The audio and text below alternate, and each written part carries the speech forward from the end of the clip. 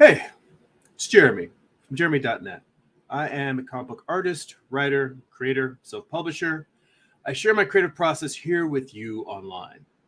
If you enjoy these live streams, would like to get 2 bonus live streams every month, you can head on over to patreon.com/Jeremy. That's patreon.com/GERIMI and become a Patreon subscriber for as little as $2 a month. If you would like to get a free digital sketchbook, work in progress animated GIFs delivered right to your inbox, blog posts about what I'm reading, what I'm watching, what's inspiring me, you can sign up for my free monthly newsletter at newsletter.jeremy.net.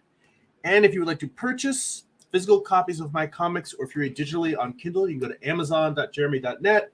I'll forward you to my Amazon author page where you can pick up my books. And with that, let's get into some drawing.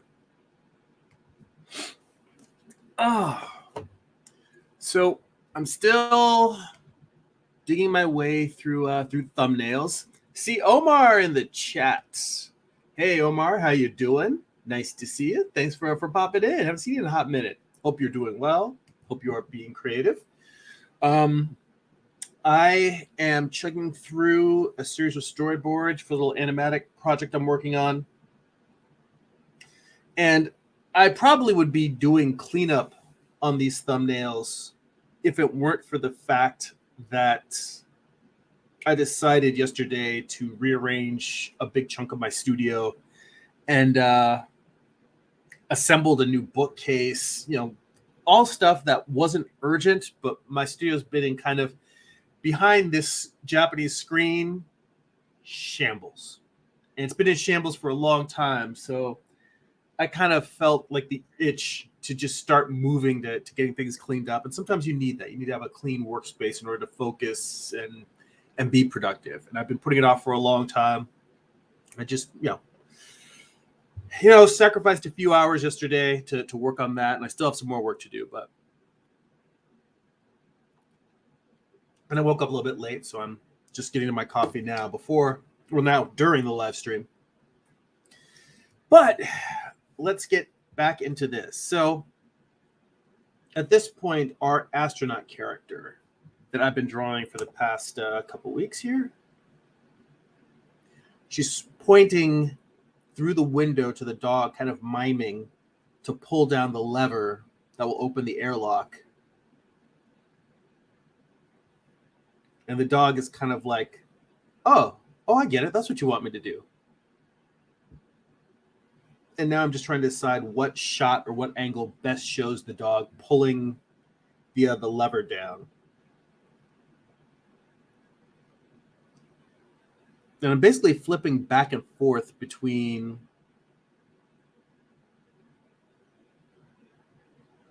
these thumbnails that I'm looking at and my previous pass for this sequence.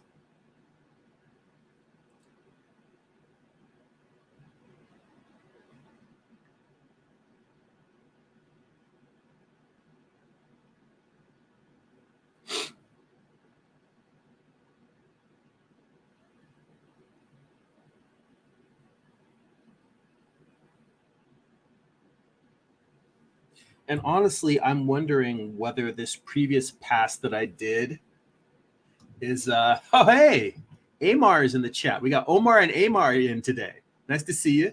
As always, welcome, brother. Good to see you. This is a good day to you and to everyone else.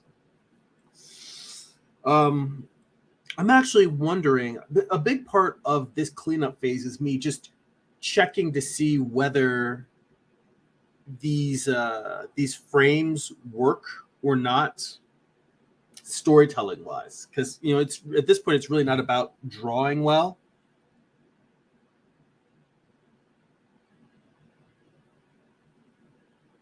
But at this stage, I think these shots might actually work. In which case, I probably can just resequence them on this new thumbnail strip that I have and just go into to cleaning up the boards. Let's see here. So Amar says he's having a great Sunday, having a bit of fun working on his original characters. not moving as fast as I would like, but a nice thing I have put off far too long. That's how I feel about almost everything that I touch these days. Is I just sit down and I'm like, it's not going as quick as I'd like, but some progress is better than no progress at all.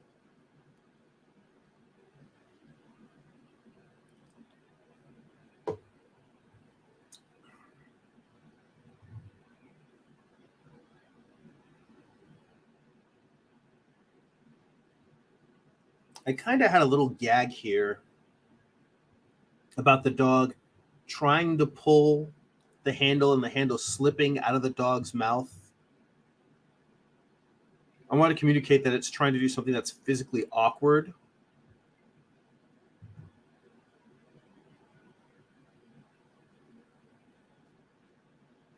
The first time it slips out.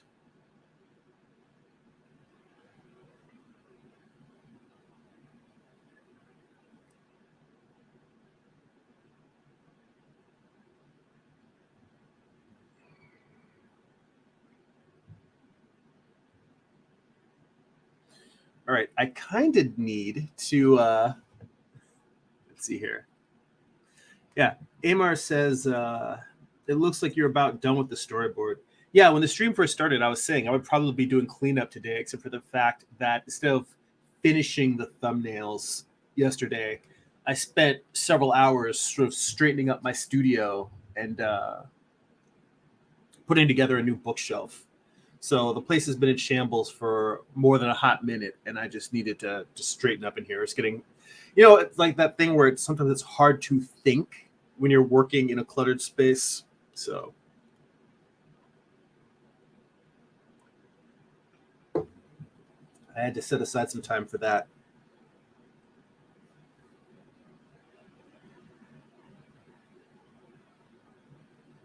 On one hand, part of me wants the dog to still have this shot where the dog is having trouble pulling the handle and it's slipping out of its mouth.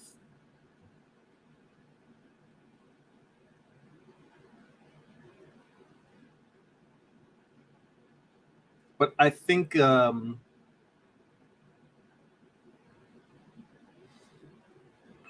don't know, it may end up taking just as many frames to have that. Like I was thinking about either having the dog grab the handle and it slips out and then he has to grab it again, or just have the dog trying to approach it once, twice, and like, all right, I'm going to grab it this way. I think that'll take just as many frames as having the dog grab it, having it slip out, and having the dog try again.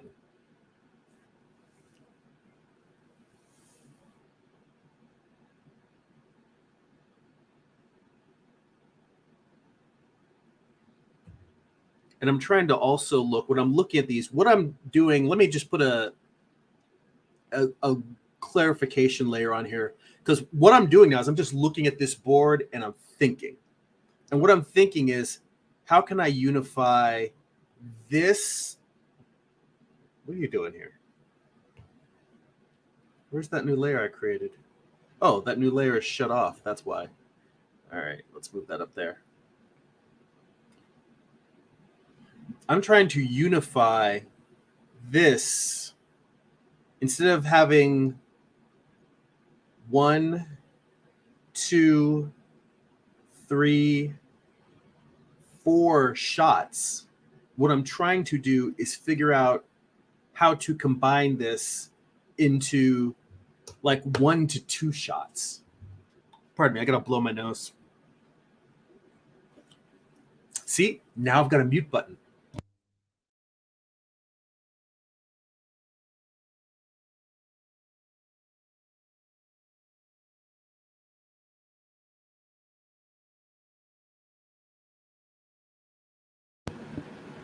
All right. I suppose there's, what? That's stupid. There was always a mute button on the dashboard here, on the streaming dashboard. But for some reason, having a physical mute button attached to my microphone, what I like is the fact that it's just right there, and I can just boop, turn on, boop, turn it off. It's quicker than me going in here, moving around the screen and finding the spot to hit to mute it. Anyway, I don't know for sure if there is an easy way to do what I'm trying to do, condensing these shots.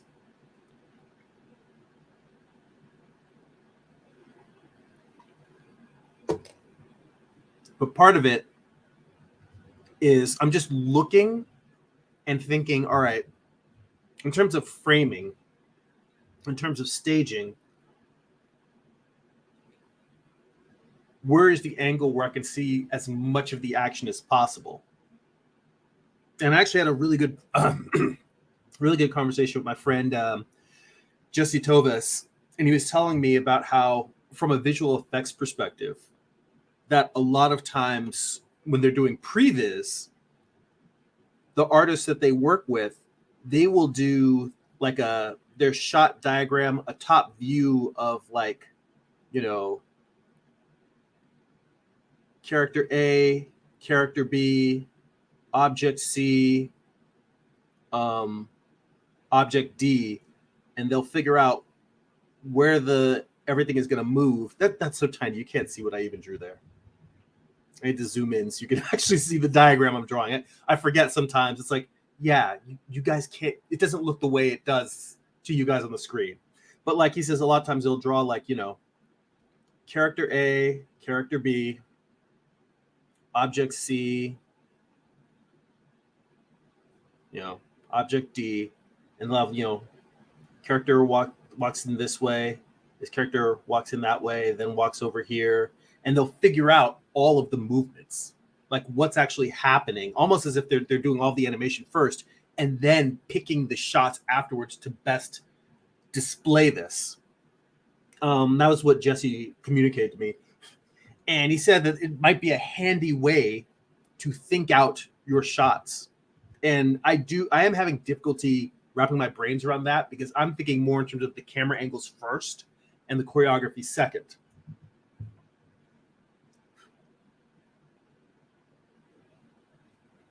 But right now, what I need to do is figure out the choreography to show as many of these shots in one shot, and then try to only have one inset shot instead of having three. So I'm trying to figure all that out in my head. A master shot. I'm trying to figure out, I don't really have a good master. It's more like I have multiple shots of coverage of different elements as opposed to a master shot. And that's, I think, the way I need to start thinking. What he really told me is, because he's a guy who works in visual effects, and he said that if I'm going to make storyboards, I need to think in storyboard language. I need to think in filmmaking language, meaning I need to think in terms of master shots and pickup shots, inset shots, and over the shoulder shots. But most importantly, establishing my master and then choreographing everything else around that. And that's sort of a, while I've done diagrams to do that, I hadn't been thinking in that language of master shots. So, in fact, I like to make little notes to myself. I'm going to put in here, think in master shots.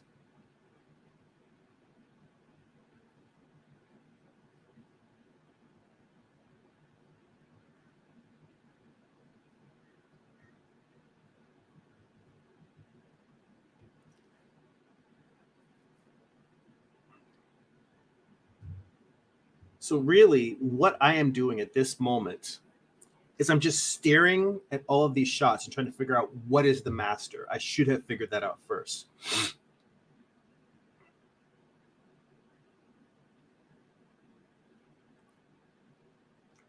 So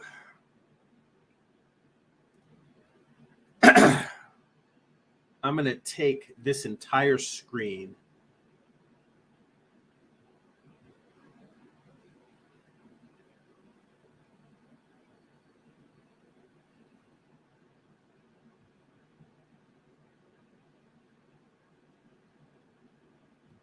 I'm going to paste. Then I'm going to hide the originals. And I'm going to take this pasted version and I'm going to scale it down. Just like I was doing before when I was thumbnailing. this is weird because I'm kind of mishmashing two different processes together. My old process was do a bunch of thumbnails, scale them down, and draw another set of thumbnails next to it. Whereas my new thumbnailing process is just I've got them all there as film strips and just going shot to shot to shot. This is more for me to work out what my master is.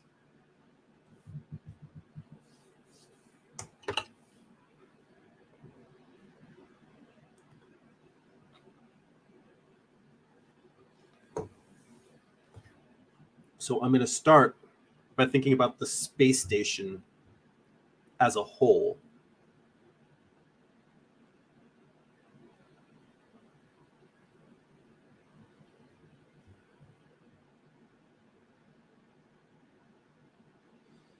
So if we are looking at an above view, top-down view,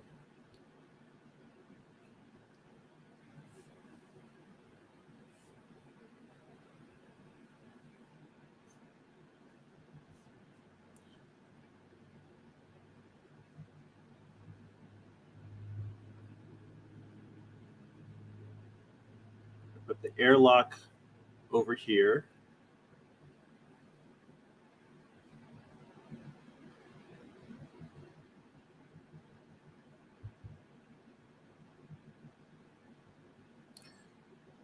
We're going to put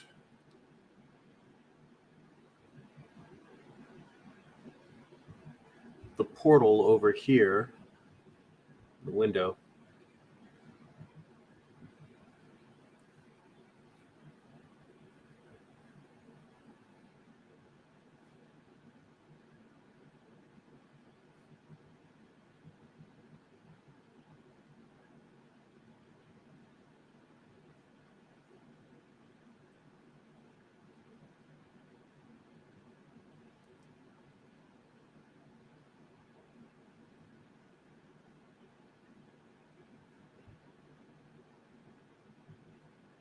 This window is going to be a little bit smaller. It doesn't have to be exact, but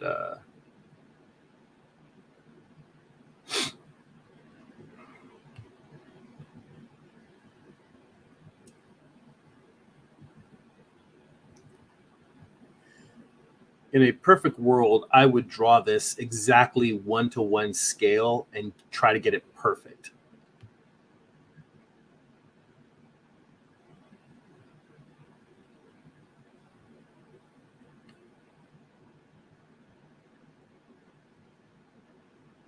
But for now, I'm fine with just sort of trying to get the feeling.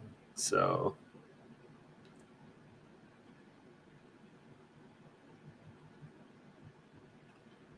yeah, try writing all that.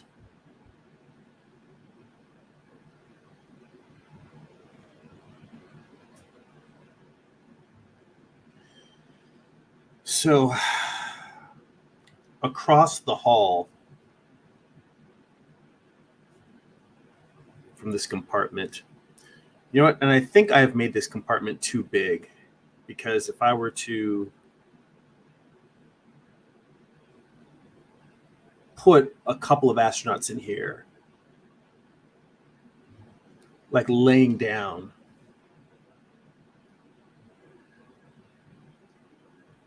this feels like it should only be maybe 2 standing astronauts wide, like a 12-foot tall compartment.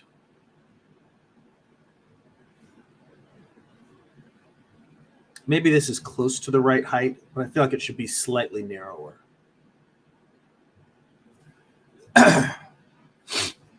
Let's see here. Amaris is in the chat. And good to see you, Amaris. She says, helping my twin make merch, which is why I've been away for a while on top of the pregnancy. Well, congratulations, by the way. I imagine you're probably due soon.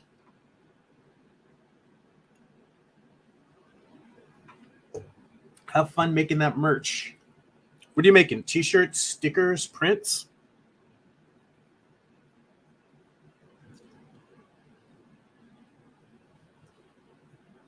Let's see here. I'm just making this a little narrower.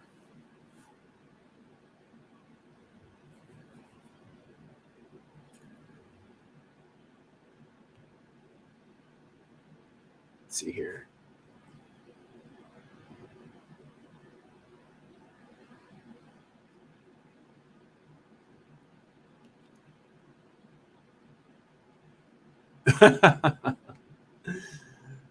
Amara says, I'm expecting 3. Dang, my mom and dad's family tree. Can't blame my husband for this way. Are you saying you're expecting in 3 months, or you're expecting triplets? Because that is amazing. I mean, both are amazing, and congratulations, but damn.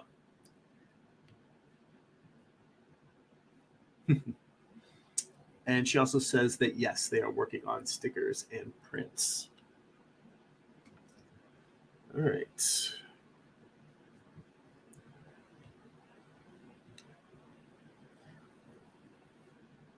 You know what? I'm going to put this little diagram over here at the end just so.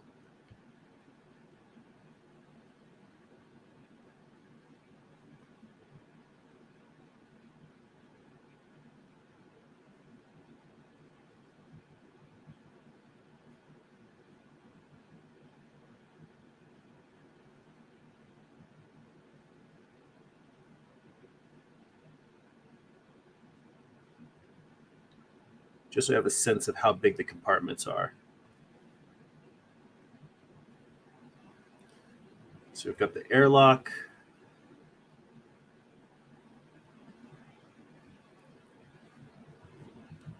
We've got the airlock override.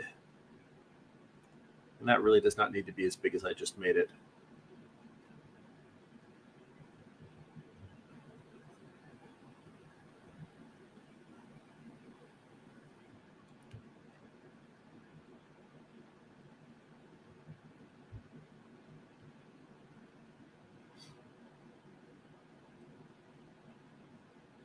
Oh, yeah. Amaris is having triplets. Congratulations. You can have a full house on that one. Let's see here. Amar says, I was trying to remember where I heard the master quote. And he says, so it was Star Wars New Hope, where Darth Vader says, now I am the master. He says, when you said you must master it, that is what I thought of. Oh, yeah, I'm feeling a little Sith today.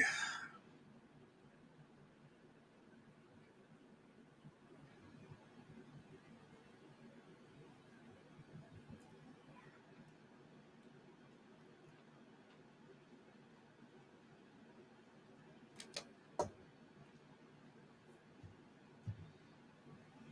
mean, even this, as I look at it, this compartment feels large for a space station.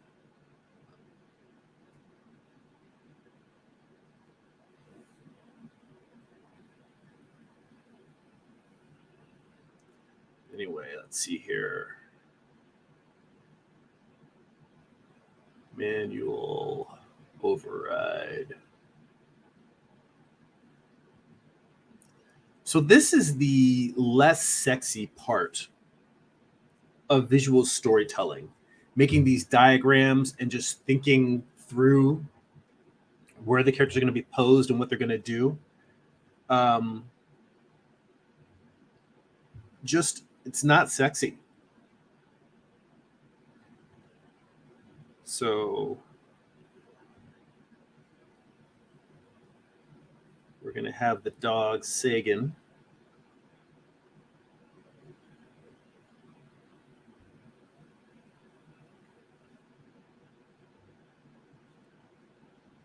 One, he starts out at the window.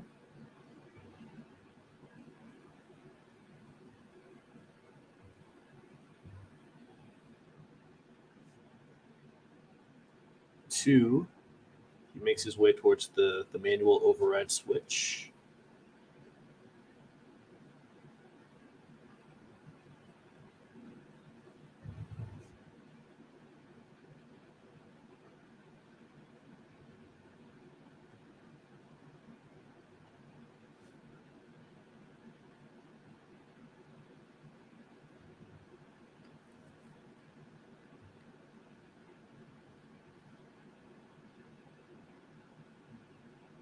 Three, gets to the switch.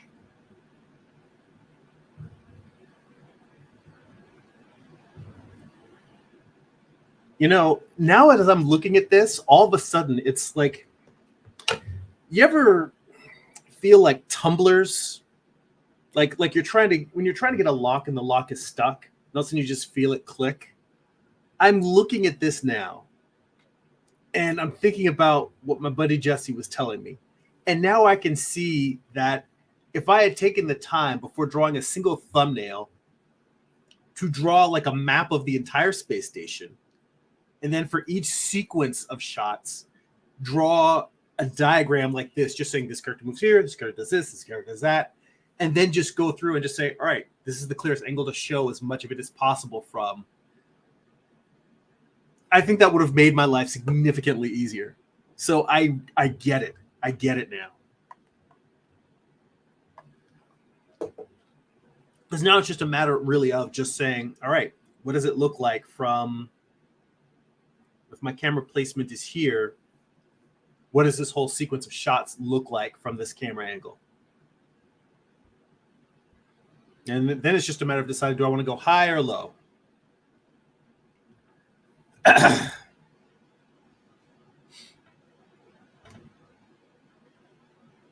And Amar wishes someone said to him, Amaris, good luck with the triplets. Once that has happened to you, you'll take care of the 3 in one shot. That's amazing. And he says, I wish I had a wife that was having 3 babies at once. All 3 will be grown at the same time. That's really cool. I always wanted to be a twin. It's weird. I have 2 older brothers, and I almost feel like it's having older siblings. There's things that I can tell that, like, my parents, by the time they got to me, they had this shit worked out. And I feel like trying to do 3 at once, it probably would have been 3 times the chaos. Whereas the first one might have been difficult, but you learn more. And then the next one, you learn a little bit more. And then by the third one, you're like, all right, we're going to do this and this. This we'll let them do. This we don't care. This we're going to let them just be on their own and figure out. So he said, since my father was one, he said he wanted to be a twin since my father was one, and he had a bunch on his side of the family. I don't know if there are any twins in my family. We're all plain, boring, one at a timers. So,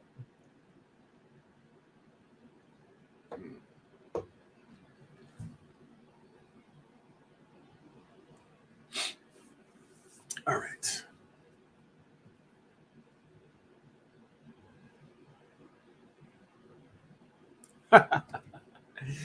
Amar says, once you see and understand the force, then you can understand how to use the force. Yes, very true, very true.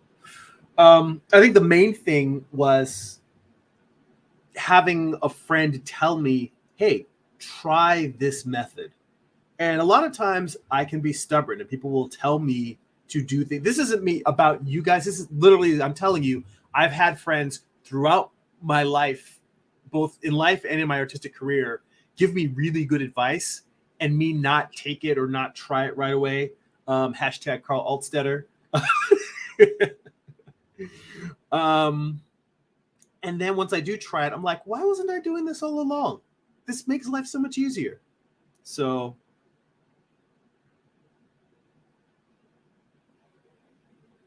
I'm glad that I could at least try the advice that Jesse gave me right away. Or at least that I've grown enough that I'm willing to try. I mean, sometimes I try stuff right away and it feels really awkward. And I'm like, this isn't for me.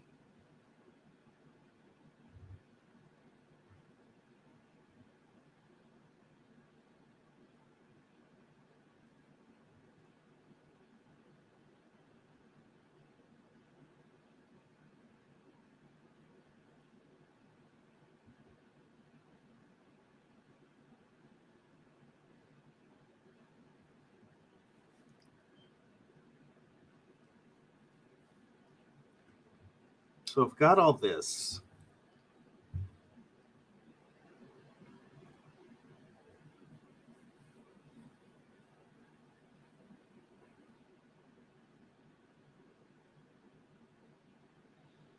And I guess what I'm wondering is, when it comes to the action of pulling the lever down, whether I need to move to an altitude, doing the exact same thing but in profile.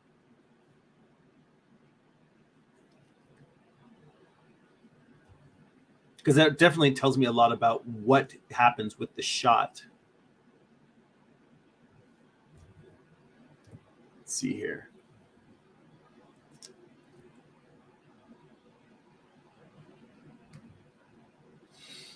Amar says, once we can fully tap into the force, then we'll be deadly as an artist. Word. Let's see here. Amara says, every generation, twins on my mom's side, dad's side, every other generation. Okay, well, then you got to guys have a twinsy family. Let's see here. Yoda says, do or do not. There is no try. And Amara says, I told my husband when I found out it was punishment. He laughed at me and said, I take it the beef with you and your twin had growing up. I told him he sleeps on the sofa until the triplets are 3 months. Well, you know what? This is the interesting thing. You've got triplets.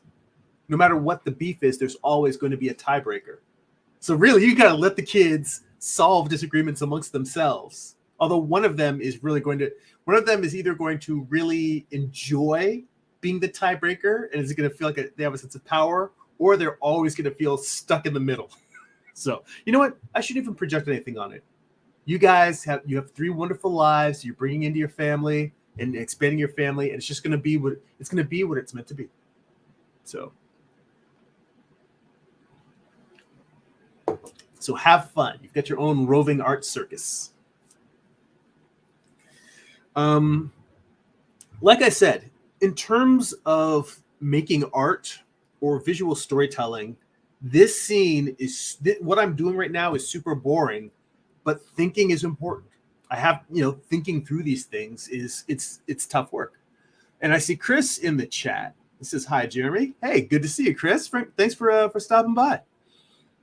So I'm working through some storyboards, and I'm just sort of doing a overhead diagram to work out the shots for this last sequence here.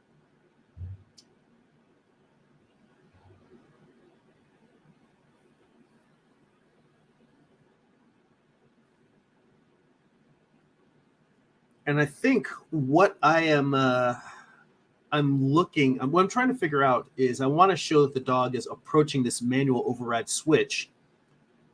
And then I want to, in order to really tell what the dog is doing, you have one shot sort of facing the panel and then one shot facing the dog. So really, you can tell the whole thing in a shot and a reverse shot.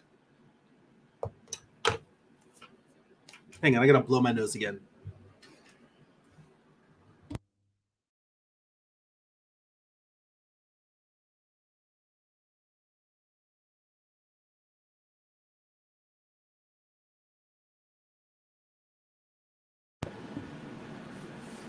I stirred up a tremendous amount of dust in my studio when I was moving stuff around and putting that bookcase together yesterday, and I've just been congested and runny-nosed all morning.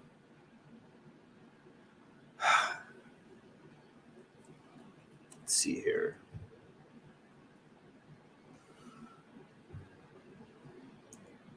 And something that I've been trying to not do, but I'm going to do anyway, which is just draw for the sake of keeping my pencil moving.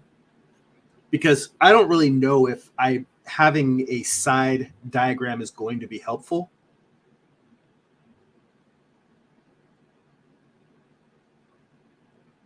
But I'm going to try it, because just sitting here staring, I will tell you that if you guys weren't here, if I wasn't live streaming right now, I would probably just be looking at this entire screen, widescreen zoomed out, and just be staring at it for like 5 or 10 minutes silently, just running through iterations in my brain and then drawing. That's probably how I would solve this. But because you guys are here, I'm trying to more show you what's going on in my brain in this thinking process.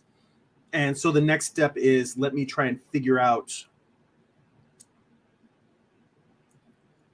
how many shots for the pulling of this handle, because it's a very simple act, but it's the climax of the sequence, and it's an awkward thing for a dog to do.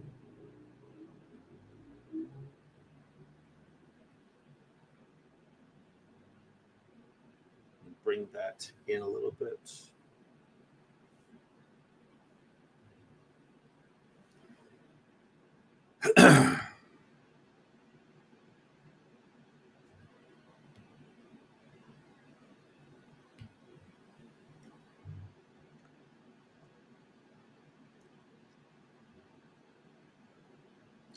See here. So first approaches.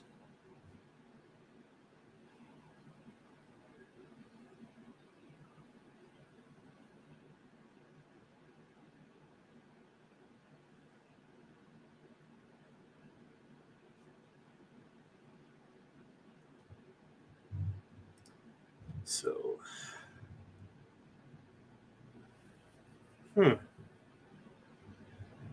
this is hard to do without onion skinning, because like right here, all of the action is kind of overlapping with the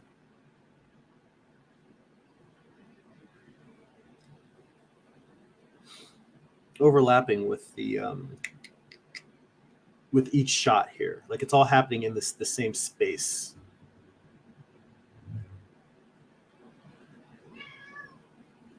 Hang on. Khaleesi wants to come up. Come here, sweetheart.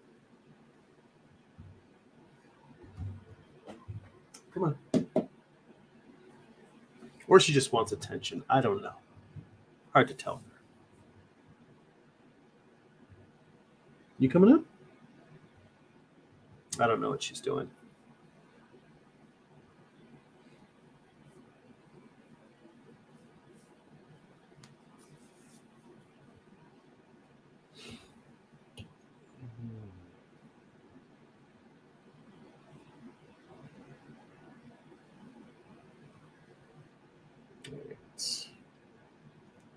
Oh, there you are.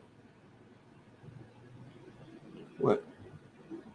Normally, she hops into the kitty condo that is next to me, but instead she seems to want to hop on my lap today.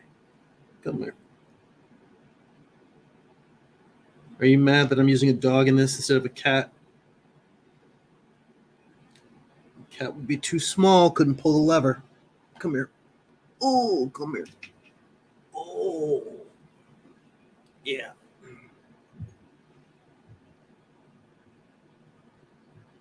Say hi to everybody.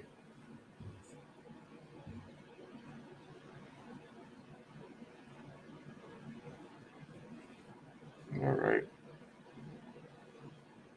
Now have a seat and be good.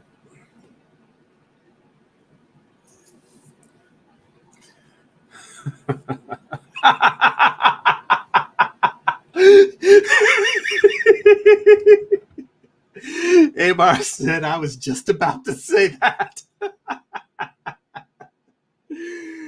Oh, I mean, taking dogs into space is already a dicey proposition. Cats, no, it's not going to work. They're too unpredictable.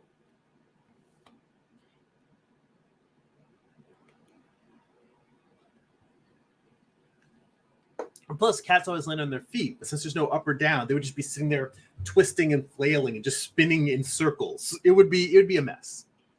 I do not think it would work well.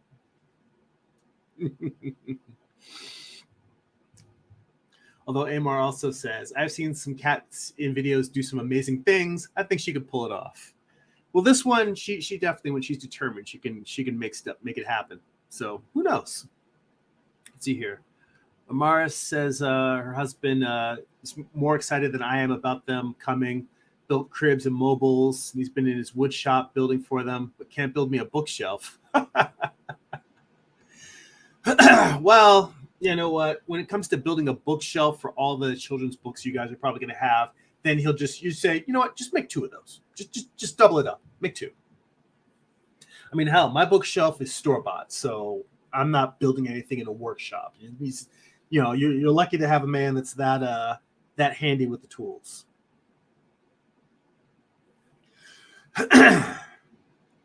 All right, so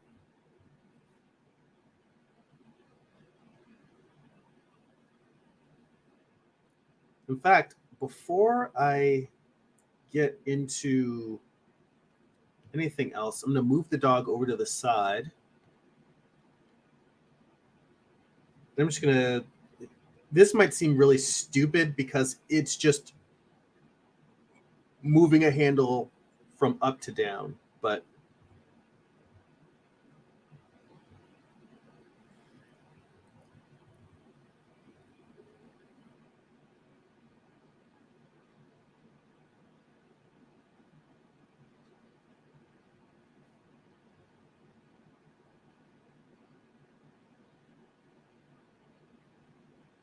let me go back over to these thumbnails.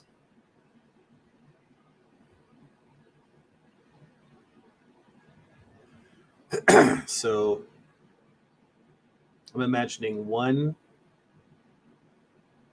it's the dog grabbing.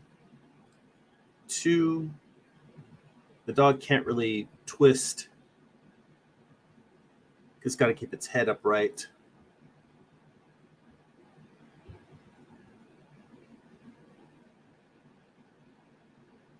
Maybe it dips its head.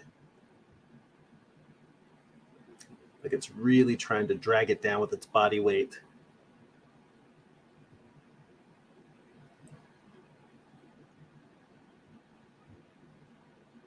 And then trying to pull.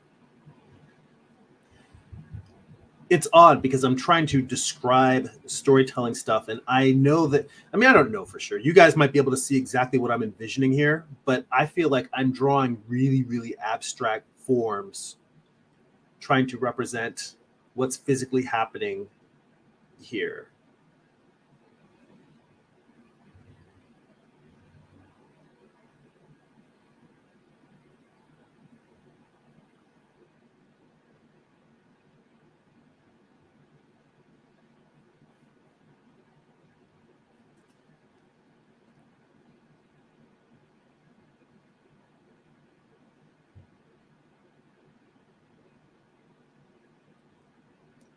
Or actually, maybe at this shot, right here, this is where there is a quick turn, where the dog has it past the halfway point.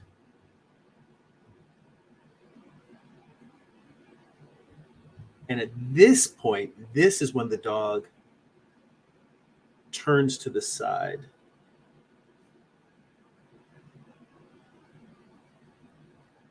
And then switches to a grip this way and below and is kind of kicking down.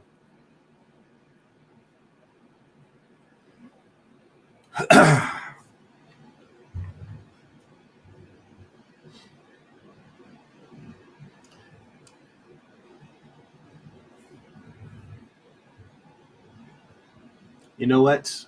I will tell you that turning that I just drew there, that should happen a little bit lower, where it starts getting physically awkward for the dog to be pulling down like this, and so it turns its head down to pull the other way. So if that's going to happen, it needs to happen further in space, down at this end. This is where the dog is like, okay, I need to switch my grip.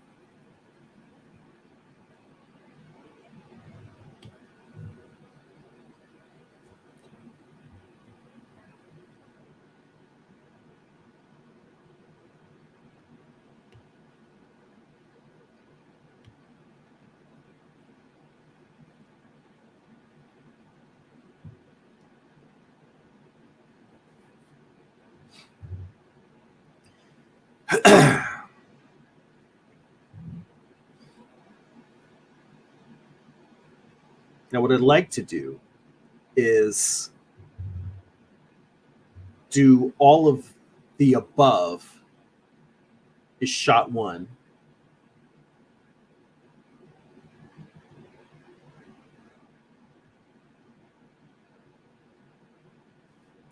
And this will be shot 2.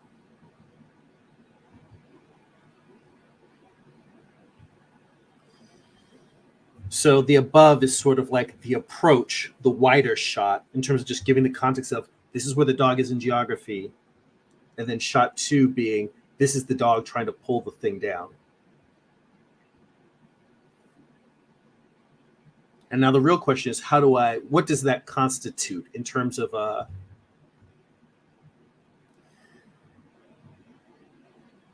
shot 3 and shot 4? Do I combine these?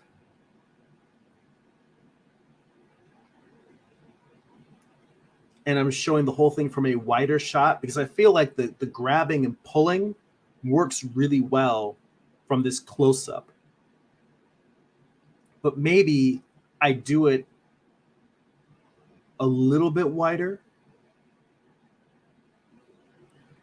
versus doing it all in a full with the dog, so that at every frame you're seeing all of this. You're seeing his whole body.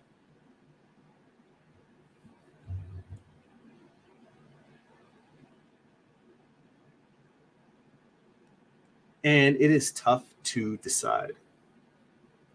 It's tough to decide.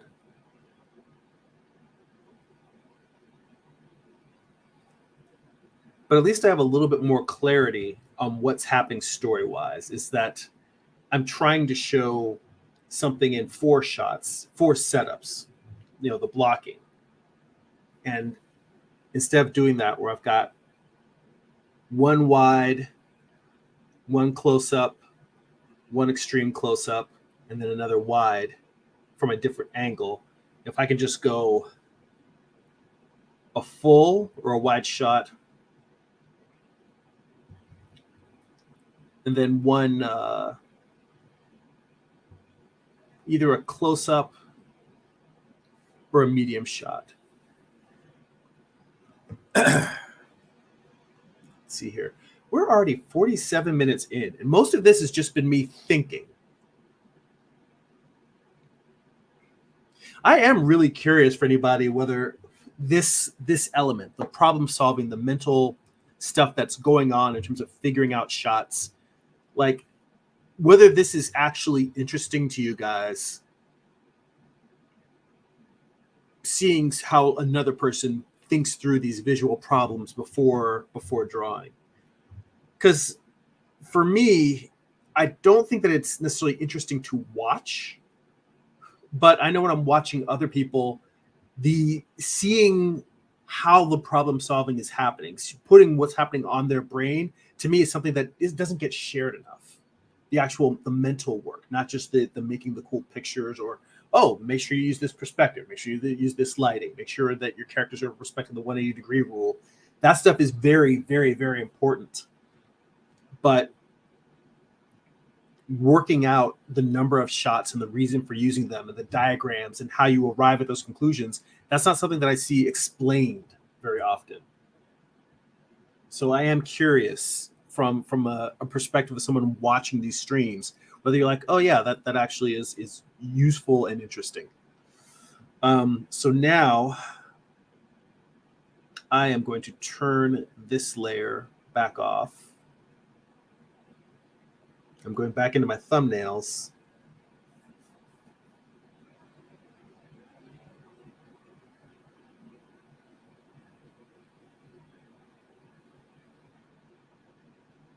I do need to let me erase some stuff that's not helping.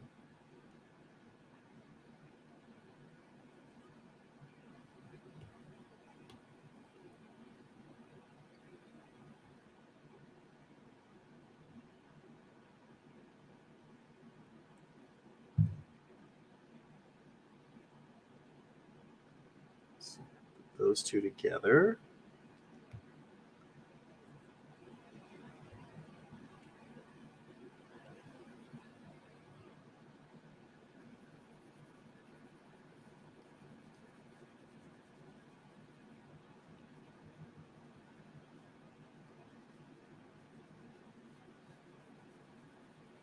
Well, I guess the one thing that I didn't really do that I meant to do, let me go back to these. Now, what I did not do is actually decide the camera angles.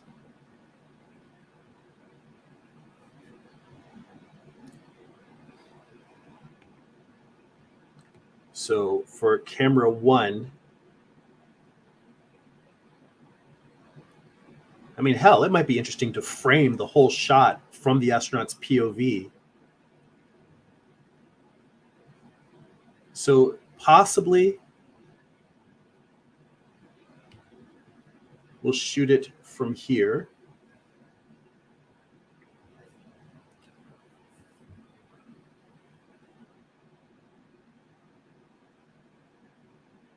Although we're going to be looking at the dog's back the whole time, which I don't think is a particularly dramatic way to see. So maybe we'll try, this is an alt.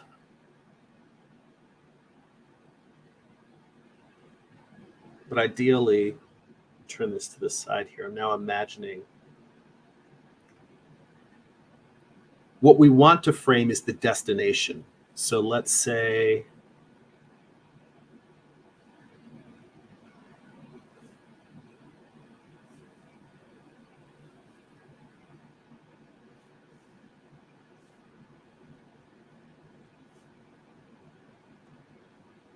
this will be camera A. This will be A alt. Because honestly, I think that the other shot that I have, we're getting more of a 3/4 of the dog approaching the doorway, and I feel like that's a little bit better.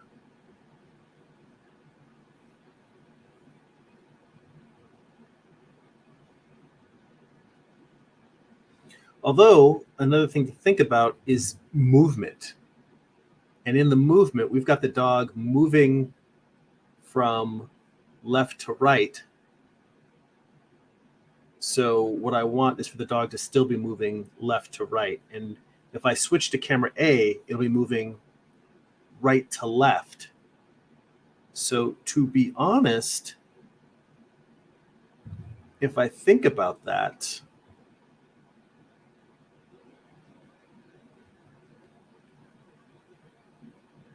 turn this off and put another layer on here.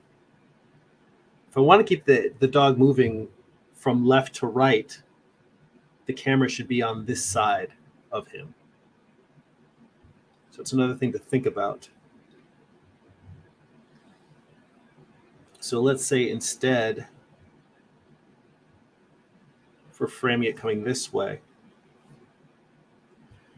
you know what? And that honestly, just that, adding, remember camera direction, remembering, movement direction.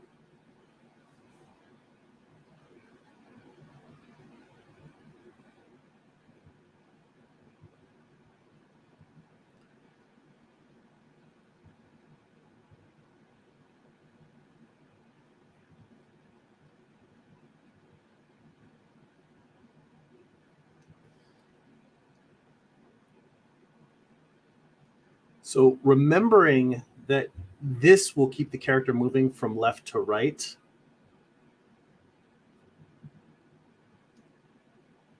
While that isn't the angle that I initially imagined showing this shot from,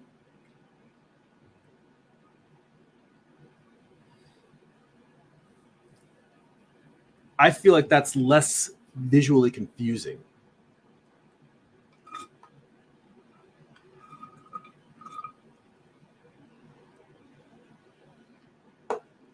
So now I'm thinking about how this shot, how it syncs up with the shot before it.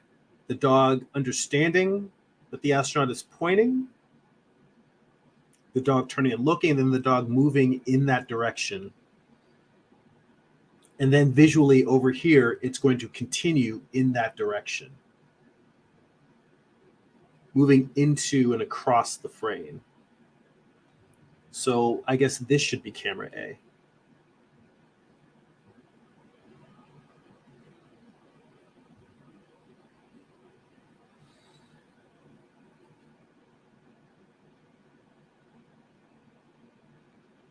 Let me compare that with the previous diagram.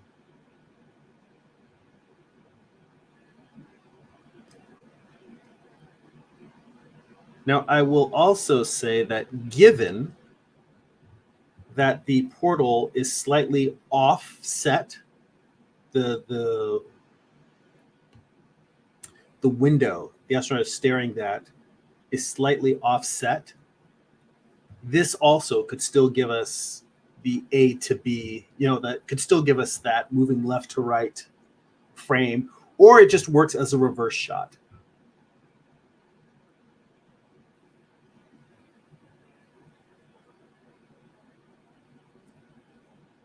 And then camera B,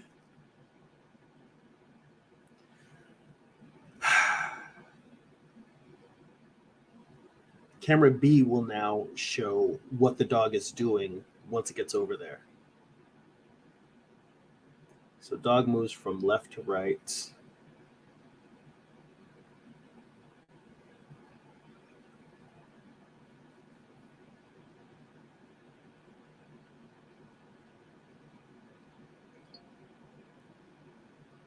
Let's see here.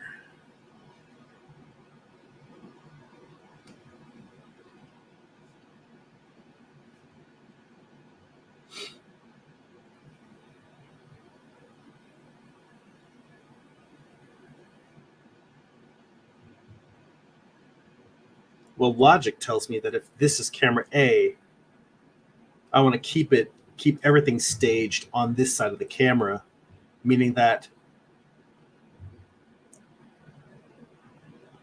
well, here we go. Another thing I'm going to do is go back to this.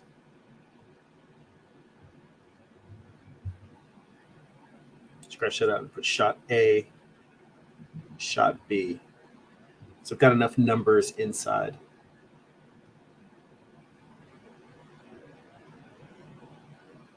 Just want to keep my language consistent. Let's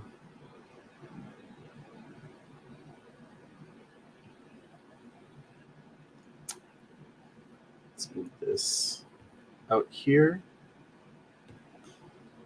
because I actually need space to position camera B, which is going to really be a closer, tighter shot on the dog.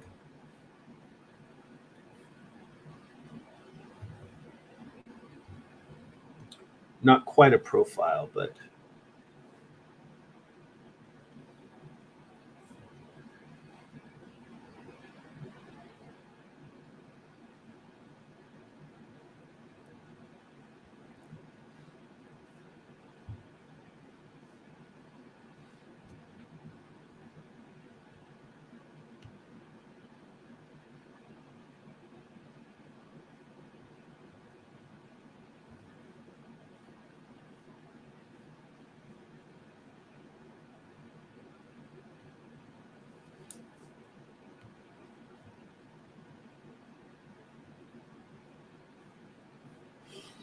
so originally I was thinking simply in terms of, I turn this off and put on the previous diagram. I was thinking about what are the angles that I'm showing in the previous shot, like my previous thumbnails where I'm like, oh, I like this shot. And I like that shot. And it may simply be that these things work, but I have to reverse them. But I was telling them all kind of from the left, like with the camera positioned on the left side of the 180-degree line. If the character's line of action, the motion that they move in, that keeping all my shots on the left-hand side. And what I'm seeing in this diagram is that logically it's going to work better if those shots are on the right-hand side of that. I'm not going to keep this line, but if I make this line of action the path the dog travels, it looks more like the storytelling will be clearer if I keep the camera on this side. I mean, the camera needs to stay on one side. Doesn't matter which one, but it needs to stay on one side. And I'm thinking that it may work better shot from an angle that I didn't expect. So, yeah, now it's a matter of going back and re-thumbnailing according to this diagram.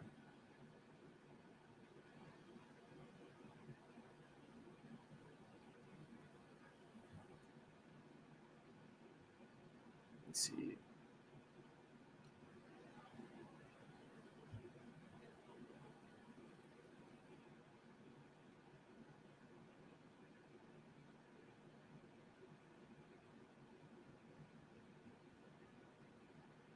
Just putting a note in here to switch the dog script from over mouth to under mouth.